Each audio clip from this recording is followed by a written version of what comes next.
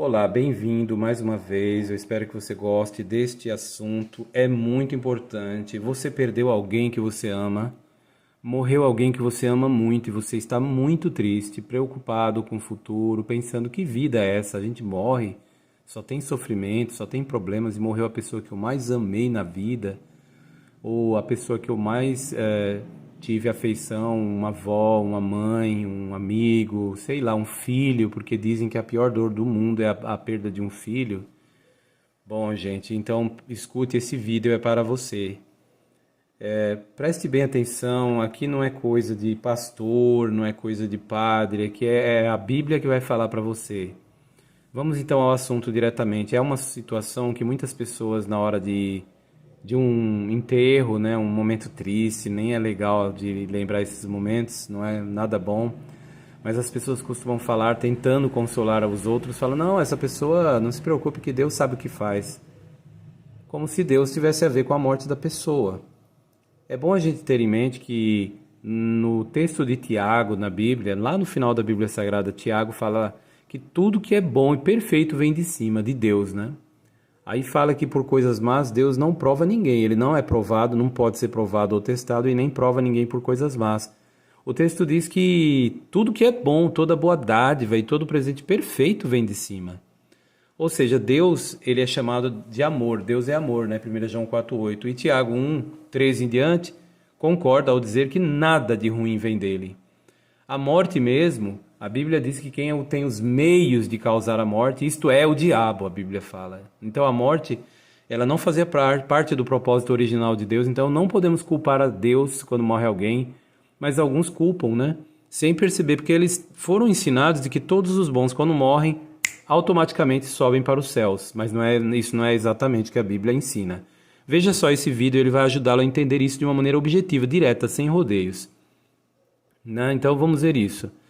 Quando você pega a Bíblia Sagrada em Hebreus, o capítulo 11 de Hebreus, ele fala de uma nuvem de pessoas que viveram lá no passado, começando do início da história da humanidade. Aí fala de Abel, né?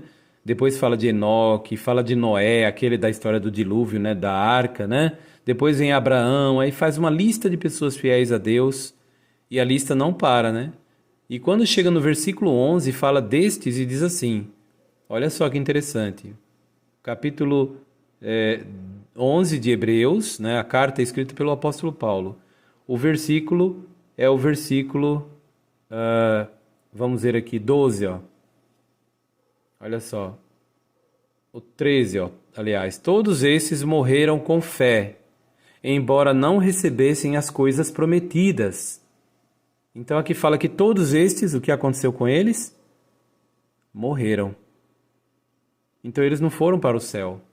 Não foram mesmo não, gente. Por quê? Porque olha só, dá uma olhada no que diz o capítulo 6. O final do capítulo 6 de Hebreus, aqui, a carta de Paulo aos Hebreus. Deus dirigiu a escrita dessa passagem. Né? As cartas de Paulo, foi Deus que dirigiu a escrita. No final de Hebreus, no versículo 20, ó, fala de Jesus, diz que ele entrou nos céus, né? E aí Paulo fala que os céus é onde um precursor entrou em nosso benefício, Jesus. Diz que ele é o precursor. O que significa a palavra precursor, né? No original está pródromos. Se refere a alguém que vai antes, ou que vai, é o primeiro a ir. É um pré, ou seja, que vai primeiro ou antes no curso. Então ele foi o primeiro a entrar nos céus. A Bíblia mostra claramente isso aqui, ó, que ele entrou como precursor no domínio celestial. Agora dá uma olhada em Hebreus 10, para ver se é isso mesmo que fala. Você vai ver outro texto dizendo a mesma coisa. No capítulo 10 de Hebreus, o versículo 20 fala, no 19 primeiro, ó, portanto, irmãos, visto que temos plena confiança para usar o caminho de entrada no lugar santo, ou seja, os céus, por meio do sangue de Jesus, o caminho novo e vivo que ele abriu para nós através da cortina. Aqui fala que esse caminho para ir nos céus é novo e que ele abriu, literalmente no grego está inaugurou. Tá? Então, Jesus inaugurou o caminho para os céus. Aqui está falando dos céus, porque fala o caminho de entrada no lugar santo. Então não há dúvida que é os céus, porque é o que Hebreus 9, 24 fala desse lugar santo como sendo os céus. Percebeu? É isso mesmo. Voltando só um pouquinho, Hebreus 9:24, só para dar uma clareada, o que é o lugar santo mesmo? Vamos ver aqui, Hebreus 9:24 diz assim: Pois Cristo não entrou num lugar santo feito por mãos humanas, que é uma cópia da realidade, mas no próprio céu, de modo que agora comparece perante Deus em nosso favor. Então, no capítulo 10, que nós vimos agora, versículo 20, né? Quando fala do lugar santo, é o céu. Hebreus 9:24 clareou isso. Então, olha só, Hebreus agora 10, 20, o caminho novo, né? Para onde? Para o lugar santo, mencionado aqui no versículo 19, que Jesus abriu ou inaugurou para nós. Ou seja, Hebreus 6:20 e Hebreus 10, 19 e 20 mostra que Jesus inaugurou, abriu pela primeira vez, ele é o precursor, ele foi primeiro para o domínio celestial. Ninguém antes de Jesus foi para os céus. Aqueles todos mencionados em Hebreus capítulo 11, voltando lá, vamos tentar entender isso, gente. Hebreus capítulo 11 começa a falar de uma lista de pessoas fiéis a Deus desde o começo do mundo. Aí quando chega no versículo 13, todos estes o quê? Morreram e não receberam as coisas prometidas. Ou seja, eles não foram para os céus. Por isso que lá no final do capítulo 11, fala que, embora todos estes tenham recebido o testemunho favorável por causa de sua fé, não alcançaram o cumprimento da promessa. Ou seja, eles não estavam no céu. Abraão não foi para o céu. Abraão, Isaac, Jacó, Moisés, todos os que viveram antes de Cristo não alcançaram o cumprimento da promessa. Então, todos estes, quando você lê sobre eles, os pastores, padres e outros vão falar que eles foram para o céu. Não é nada disso, pode esquecer isso aí. Então, todos esses homens fiéis da história da humanidade, eles são chamados aqui, no capítulo 12, versículo 1, de uma grande nuvem de testemunhas.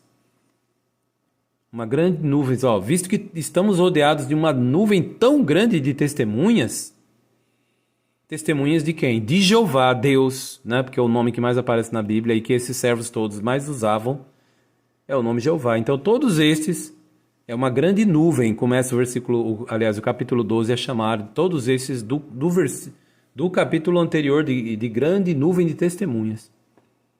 Né? Todos estes morreram, diz lá. Não foram para o céu. Agora veja que incrível, a Bíblia confirma mais uma vez que ninguém foi para o céu antes de Jesus. Vamos ver João capítulo 3? Jesus mesmo fala isso, olha. Vê como os cultos não ensinam coisa nenhuma.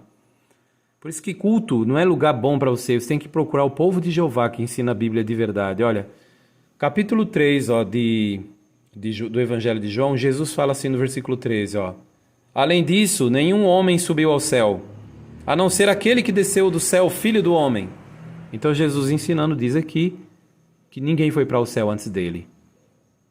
E tem mais textos ainda, que nem Mateus 11:11, que fala que João Batista não foi para o céu. E quer mais texto? Você quer mais? O pastor, se você mostrar isso para um pastor, ele não vai aceitar. Ele não aceita a Bíblia. Quer ver esse texto aqui, Atos, dá uma olhada que interessante. Atos, capítulo 2, o versículo 34. Fala de um outro servo fiel de Deus. Sabe quem? Olha aqui o texto. Atos 2, 34. Fala de Davi e diz assim: Pois Davi não subiu aos céus, mas ele diz: Jeová disse ao meu Senhor, senta-te à minha direita. O ponto alto aqui é o início. Davi não subiu aos céus. Davi não foi para o céu. Ninguém antes de Jesus foi para o céu. Então, esses textos aqui, quando nós estamos falando com as pessoas e explicamos, muitas pessoas que têm 20, 30, 40 anos de igreja ficam simplesmente de boca aberta sem entender. E falam, meu Deus, então ninguém foi para o céu? Não. Antes de Jesus, não. A entrada para o lugar santo foi inaugurado do tempo de Cristo para cá, né? Que começou não a inaugurar os céus, mas eu quero dizer, pessoas começaram a ter a esperança de vida celestial, a chamada para a vida celestial. E começou ali, na noite anterior à morte de Cristo. A partir daquele momento, ele falou, na casa do meu pai há muitas moradas. Então, a partir daquele momento, começou a chamada para a vida celestial. Então, você pode ler com atenção João 14, né? O Evangelho, Lá você vê Jesus começando o capítulo 14 e falando, ó, não fiquem com o coração aflito. Aí no 2, olha, João 14, 2, na casa de meu pai há muitas moradas. Aí ele fala que vai embora para preparar um lugar para vocês. Esses vocês que ele fala aqui eram 11 apóstolos fiéis que estavam ali com ele. Um era um traidor, então ele começou a falar da promessa de vida celestial. Mas veja bem, quem vai para o céu, qual é o objetivo deles irem? E para que vão para o céu? E o que vai acontecer com a pessoa que você ama tanto que morreu? Onde ela está? Né? Então, tenha em mente o seguinte, João capítulo 14. Aqui fala, Jesus começou a falar de vida celestial. Quando você analisa as palavras de Jesus, nessa mesma ocasião aqui, na ceia, né, na mesma hora que ele estava falando essas palavras, tem um outro relato paralelo que diz, é o capítulo 22 de Lucas, se eu estiver enganado, é um capítulo anterior. Mas vamos ver aqui, eu acho que é o 22, o 22, 29. Ó, Jesus fala, isso aqui foi na mesma ocasião que ele estava com os apóstolos, falou, eu faço convosco a promessa de que na casa do meu pai há muitas moradas, mas aí ele diz também, ó, vocês são os que ficaram comigo nas minhas provações. Isso aqui foi na ceia. Aí Jesus fala, eu faço com vocês um pacto para um reino, assim como meu pai fez um pacto comigo. Então, Jesus está falando aqui de um governo. Reino é governo, gente. Então, ele está falando com os 11 ali e fala, olha, eu faço com vocês um acordo, ó, de um governo, um pacto, um reino. Reino é governo. Então, em outras palavras, Jesus estava ali começando a convocar os que iriam fazer parte do governo celestial. Então, não é todas as pessoas boas que vão para o céu. O próprio Jesus deu um lampejo de informação em Lucas 12, quando ele fala que para o céu só vai um pequeno grupo. Por quê? Porque em Lucas 12, 32, Jesus ele fala assim, preste bem atenção, ó, não temas pequeno rebanho, porque o seu pai se agradou de dar a vocês o quê? O reino. Então, governo, reino é governo, então quem vai governar um pequeno rebanho? Mas então é um grupo pequeno? Sim, é o que está dizendo aqui. Aceite a palavra de Deus. Mas então vão fazer o quê? Reinar. Reinar é governar. Cada palavra aqui vale ouro, vale prata, vale tudo. É a palavra de Deus. Não leia isso aqui e passe atropelando sem entender cada palavra. Aqui está falando que um pequeno rebanho vai governar. A Bíblia diz quantas pessoas? Diz. Quer ver? Olha, 2 textos vai clarear isso rapidão, ó. Apocalipse 1, capítulo 5, né? Vamos ver primeiro o capítulo 5 de Apocalipse, ó. Lá fala sobre os que vão para o céu e diz deles assim, vamos ver? 5 de Apocalipse, versículo 9 e 10, fala assim. E cantam um novo cântico. O Senhor é digno de pegar o rolo e de abrir o seu selo, pois foi morto e com seu sangue comprou pessoas para Deus de toda tribo, língua, povo e nação e fez deles um reino. Então aqui está falando de Jesus, que foi morto e com o sangue dele ele comprou pessoas. Presta atenção, ó. Comprou pessoas para Deus de toda tribo, língua e povo e nação e fez deles um governo e sacerdotes para o nosso Deus e eles reinarão sobre a terra. Ou seja, os que vão para o reino de Deus, governar lá de cima sobre a terra, que diz que eles vão reinar sobre a terra, eles são um governo, um reino, e foram comprados para Deus pelo sangue de Jesus. O capítulo 14 de Apocalipse fala dessas mesmas pessoas e diz assim: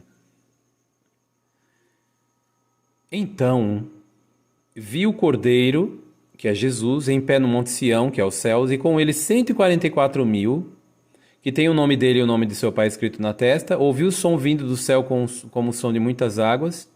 E aí o versículo 3 fala destas pessoas que foram para o céu, esses 144.000, ó, estão cantando o que parecia ser um novo cântico diante do trono e diante das 4 criaturas viventes e dos anciãos.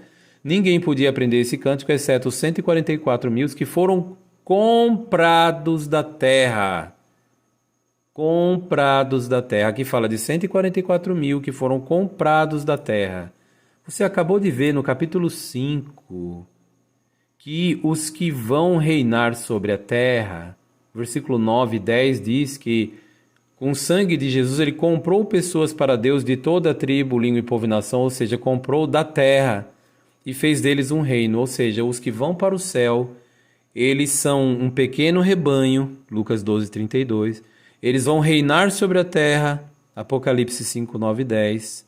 E eles foram chamados para esse reino ali na ceia, quando Jesus falou em Lucas 22, 29, eu faço convosco um pacto para um reino. Então ninguém antes de Jesus fazia parte desse governo celestial. Então é uma novidade que Jesus primeiro inaugurou a vida nos céus. Ele foi o primeiro a entrar no domínio celestial. Ninguém que morreu foi para o céu, não, antes. Você viu isso nos textos que nós consideramos. Hebreus 6, 20, Hebreus 10, 19 e 20, Mateus 11, 11, João 3, 13. Todos esses textos você tem que ler com atenção, estudá-los e parar de ficar ouvindo pastores nos cultos de barulho, de arrecadação, de tomação de dinheiro. Na verdade, a vida celestial, essa crentalhada aí que a gente vê hoje, está tudo se convidando para ir para o céu, mas não é assim que funciona.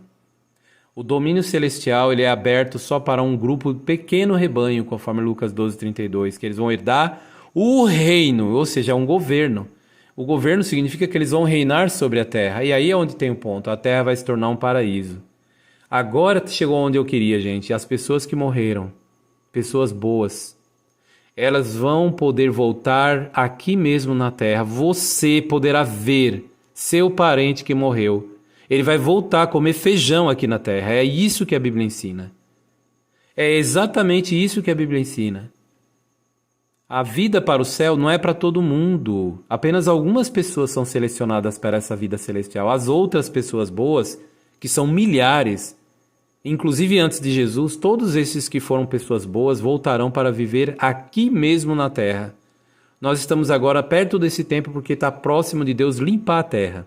Nós estamos no que a Bíblia chama na parte final dos anos. Nós estamos nos últimos anos mesmo desse sistema mau, perverso. Então, quando você vê, por exemplo, Eclesiastes 9:5, né? É muito interessante. Lá fala dos viventes, né? E diz assim, olha o que diz Eclesiastes 9:5, ó. Pois os vivos, os viventes, eu, você, todos nós que estamos vivos, sabem que morrerão, ou seja, estamos cônscios, sabemos que podemos morrer. Nós sabemos que podemos morrer, mas os mortos não sabem absolutamente nada. Agora dá para entender o que significa essas palavras de Salomão. Os que morriam no tempo de Salomão não iam para o céu, é por isso que ele falou que quem morre não tem consciência de nada. No versículo 10, ele acrescenta mais ideia e diz: tudo que a sua mão achar para fazer, faz com sua força, pois não há trabalho, nem planejamento, nem conhecimento, nem sabedoria na sepultura, o lugar para onde vais. Então, quem morre não tem conhecimento de nada, não vê nada, ele está dormindo. É por isso que em João, capítulo 11, vamos lá? Vamos ver esse texto? Capítulo 11 de João, né? Olha que interessante, Jesus falando do falecido Lázaro, veja o que ele disse sobre Lázaro, que era amigo dele. Ele não falou que ele foi para o céu. Você acha que Lázaro tinha ido para o céu? Você acha que Lázaro tinha ido para o céu e Jesus ia tirar ele de lá, do céu? Não, gente. O capítulo 11 do Evangelho de João, lá fala que Jesus disse assim, Lázaro, nosso amigo, adormeceu, mas eu vou lá para acordá-lo. Ou seja, Jesus disse que Lázaro estava dormindo. Aí os discípulos lhe disseram no 12, Senhor, se ele está dormindo, ficará bom. Mas Jesus estava falando do sono da morte, né? Falando da morte dele. Então Jesus quis dizer que quem morre está como que dormindo. Percebeu aí? Então hoje em dia, quem morre normalmente não está no céu, não vai para o céu. Ele está morto. A morte é o contrário da vida. Não é como as igrejas estão ensinando, que a pessoa morre e automaticamente vai para o domínio celestial. Isso é uma ideia espírita. Na verdade, o ensino da Bíblia mostra que alguns privilegiados vão para o domínio celestial porque têm esperança de governar com Cristo e a terra vai ser um paraíso e é sobre a terra que eles reinarão. Lembra do texto de Apocalipse 5, 9 e 10 que nós acabamos de ler? Lá fala que eles farão o quê? Os que vão para o céu? Presta bem atenção nisso, olha, Apocalipse, né? Capítulo 5, versículo 9 e 10, falando dos que vão para o céu, olha que interessante. Mais uma vez vamos ler o mesmo texto, olha. Diz assim, e fez deles um reino, Jesus fez deles um reino, ou seja, um governo, e sacerdotes para o nosso Deus, e eles reinarão sobre a terra. Ou seja, eles vão fazer parte do governo celestial, vão estar lá dominando a terra, de lá de cima. A terra vai ser separada em blocos e eles vão ter cada um pedaço para dominar de lá dos céus. Isso é, os que vão para o céu. Então você pergunta para um crente, ele, eu quero ir para a glória, ele não sabe nem o que vai fazer lá. Esse povo não vai para o céu. Pelo contrário, eles precisam começar a estudar a Bíblia do zero, para começar a entender quem é Deus, quem é Jesus, para ser possível, quem sabe, ter essa esperança maravilhosa. E eu vou ser sincero com vocês. As pessoas que vão para o céu, o número praticamente é fechado quase. Não tem mais ninguém quase que vai. Se é que tem. O número de pessoas que vão para o céu é pequeno. Segundo a informação que eu tenho agora, poucas pessoas estão recebendo esse privilégio, né? A maioria já fechou esse número de 144 mil pessoas, que começou a contar lá nos dias de Jesus, lá na ceia, até os nossos dias. E de uns anos para cá houve um aumento de novo na busca de pessoas. Deus começou a juntar novamente pessoas para a vida celestial.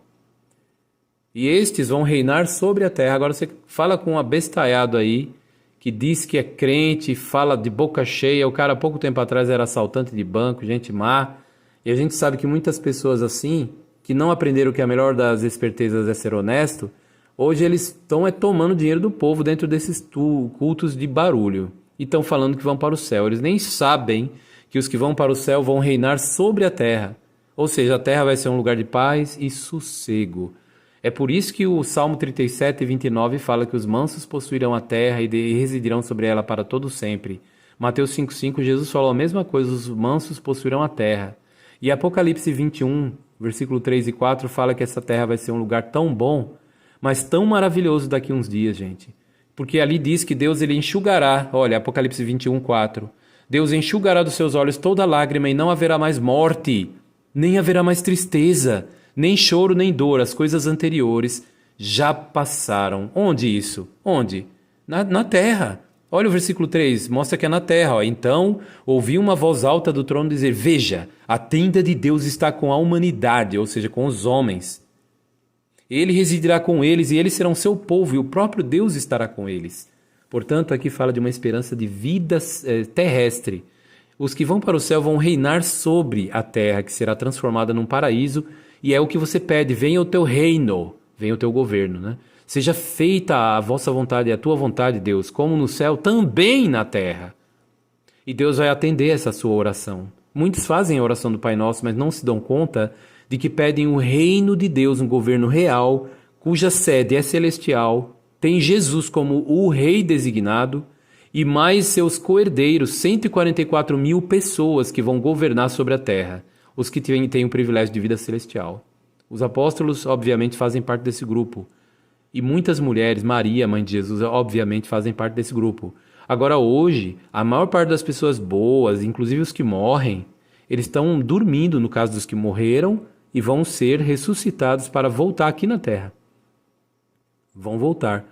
E aí, para concluir com chave de ouro, eu quero mostrar isso e pode ficar calmo, não fique sem esperança. A esperança é uma âncora para a alma, para a sua vida. Porque olha o que diz a palavra de Deus no texto que eu vou ler para você para fechar com chave de ouro essa explicação. O texto é o texto de Atos, capítulo 24. Torne sua essas palavras aqui. Atos, capítulo 24, o versículo é o 15. Olha o que disse o apóstolo, falando sobre a esperança que você pode ter de seu parente que morreu. Atos 24, 15, o apóstolo disse, e eu tenho esperança em Deus, esperança que esses homens também têm, de que haverá uma ressurreição, tanto de justos como de injustos.